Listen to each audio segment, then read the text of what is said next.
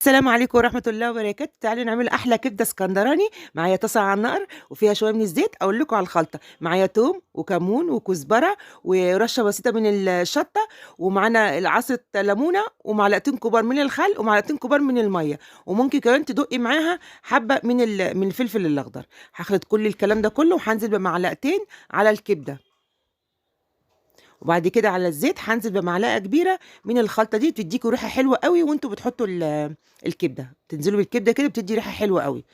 بصوا بقى الجمال، مش هقلب الكبدة خالص الا ما تاخد لون من تحت. تعملوا بقى سندوتشات تاكلوها بقى مع مكرونة براحتكم خالص، وانضف واحسن من بره. اول بقى ما تاخد لون كده واقلبها، هنزل بقى كده بشوية من الخلطة اللي انا عاملاهم. ريحتها جبارة يا جماعة، والخلطة دي جبارة.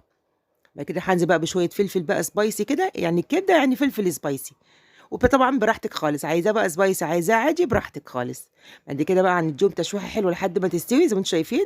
بصوا جوسي جدا وطعمها وريحتها طبعا ما اقولكوش يا جماعه، بجد الخلطه جباره، مع شويه بطاطس وشويه طحينه ونص ليمونه كده وشويه بقى عيش بلدي يا سيدي بجد. كلوا وادعوا لي، يا رب الوصفه تعجبكم.